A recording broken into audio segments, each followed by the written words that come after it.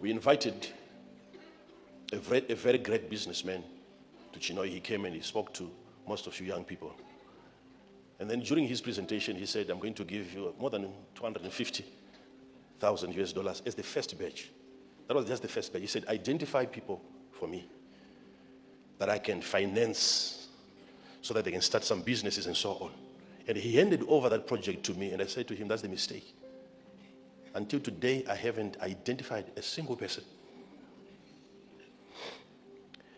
And they've been making a follow-up. The money is ready. Where do we put it? I said, put where? I said, put where? It was when they had now actually become too aggressive, wanting to know why. I said, we have taught our people already. I was just representing. I know some of you might have wanted it, but I was just trying to represent. We have taught our people. Understand that even at that level of giving, humans, by fallen nature, if they are fallen, they are selfish. Humans are selfish. Even if I pray for you so that you recover, there is an element of selfishness in that, unless I'm redeemed from the fallen state. Even people that you think are selfless, people that you think are not selfish because they give what they have, still there's an aspect of selfishness in giving.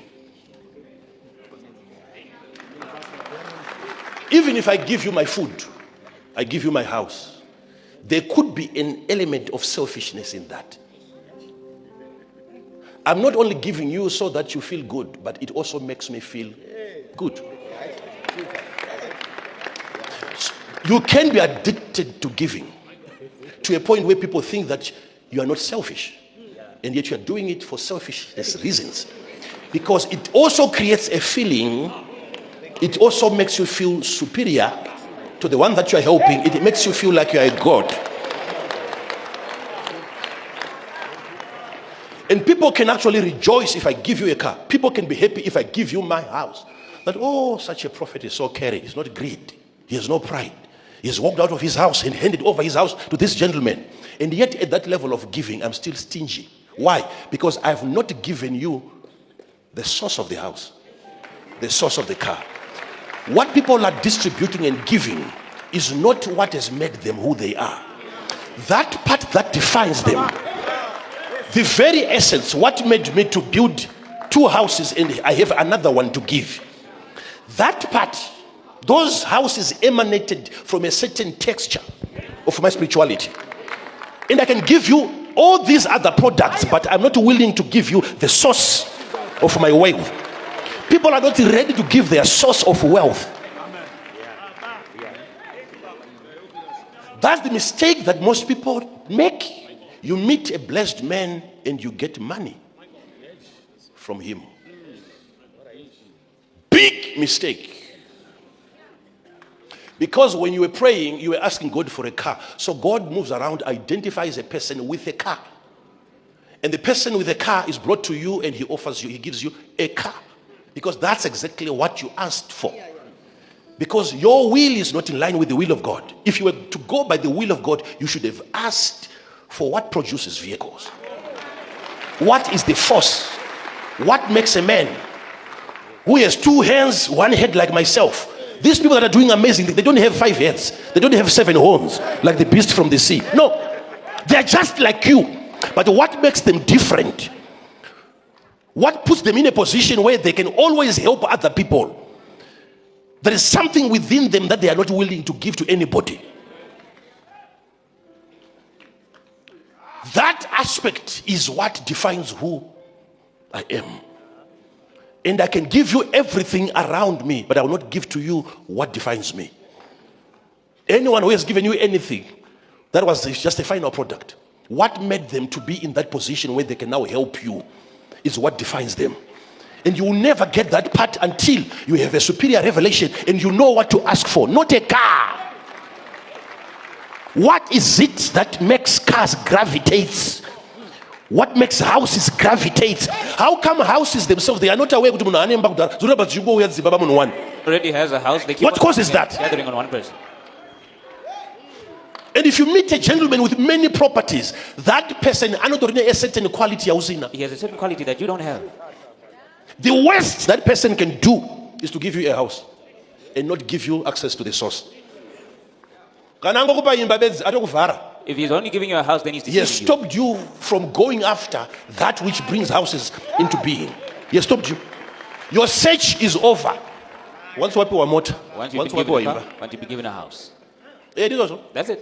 You're already going home, that day, God is not getting any noise from you. You're not asking for anything.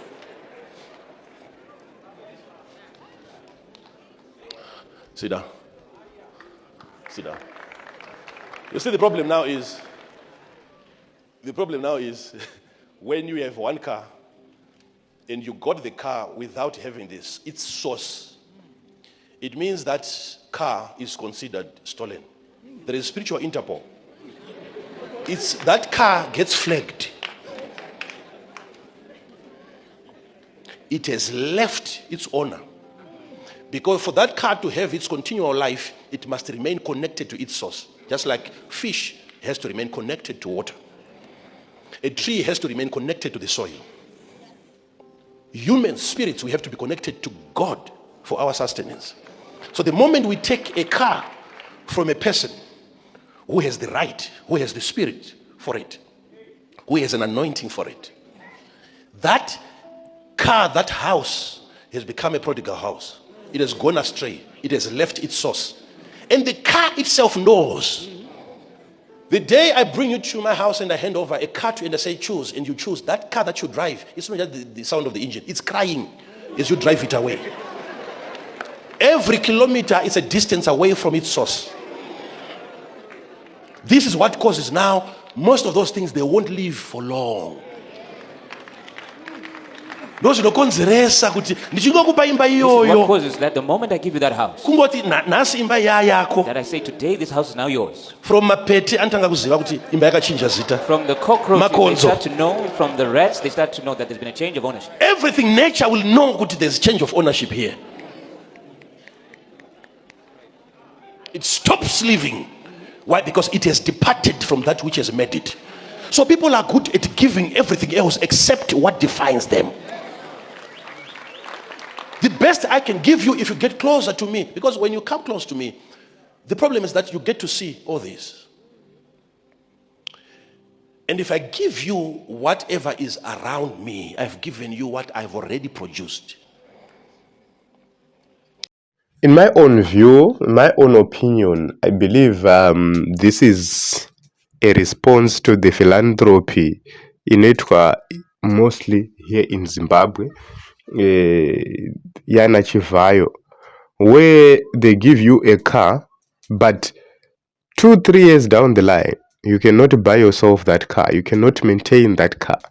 Where they give you a house, but you don't have any other source of income that will sustain you and make you a greater person.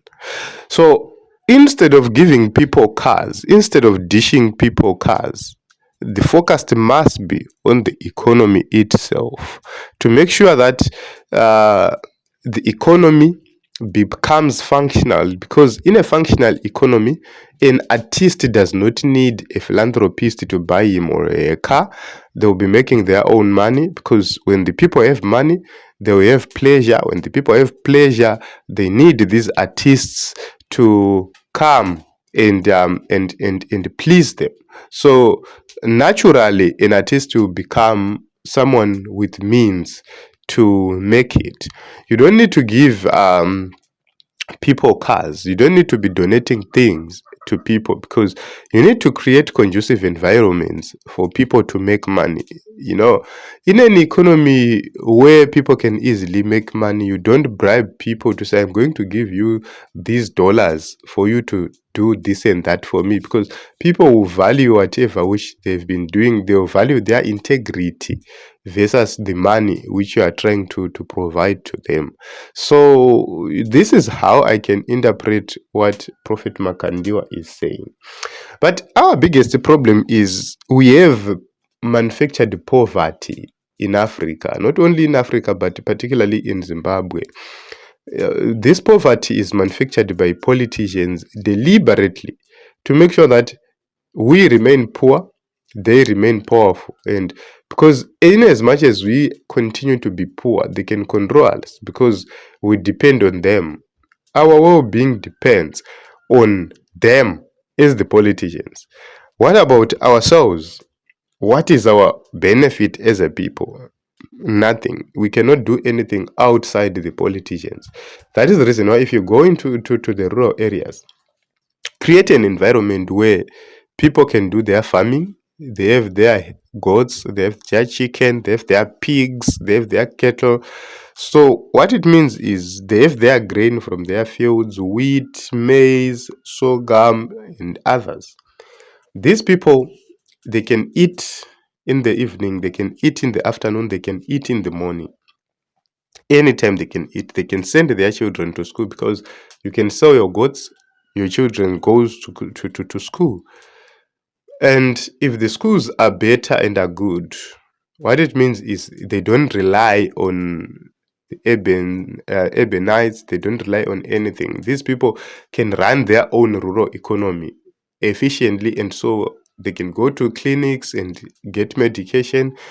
If you create such a conducive environment for those people in the rural areas, and then you come as an MP, what are you going to tell them that you do for them to vote for you?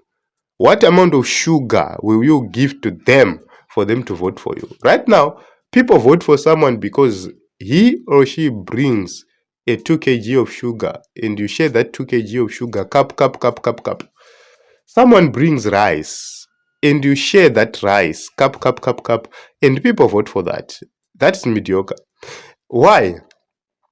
It's because these people, they don't have an option. These people, they are poor. They've not seen anything meaningful and anything good.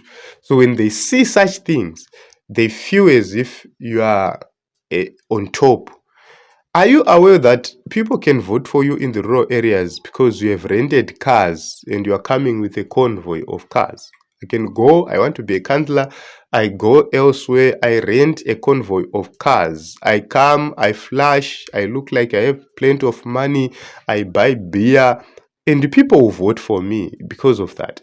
But imagine a situation where people, they can easily buy themselves cars, they can live good life, they have access to internet, they can see what other nations are doing, what other countries are doing, they can see progress in other areas and in other places. Do you think people will be moved by a convoy of cars? No, they won't. Do you think people will be moved by these silly things? No, they won't, because they'll be focusing much on no, not on what we bring, but our ideas. This is what is already there. What will you do to make us move from this level to another level? That is the reason why these people, they want SASCAMs to continue to live in our societies, poor people to continue to live in our societies, because they can be manipulated. Someone with a field to attend to will not go to a rally and spend the whole day kubva makuseni kusvika radoka, munhu ari kuuya uzouya na 4 p.m. kubva makuseni takangogarira. People will leave and go to their own chores. So politicians will start to respect time, and they don't want that. That is the reason why you see the CHIVHAYOs and everyone else, they want this system and this situation to continue as it is, because it gives them advantage. If we are to move to another level, if we are to move to have a new system, it will put them on disadvantage, and they don't want that. So I agree with Makandiwa. Giving someone a gift does not mean anything because you have not changed them. The only way you can change a person is through empowerment, making sure that that person now does have access to the means of making money, to the means of production, and that person can sit on the table with you on the same level, not with the boss. The moment we start to be on the same level, the moment we start to make our nation prosper,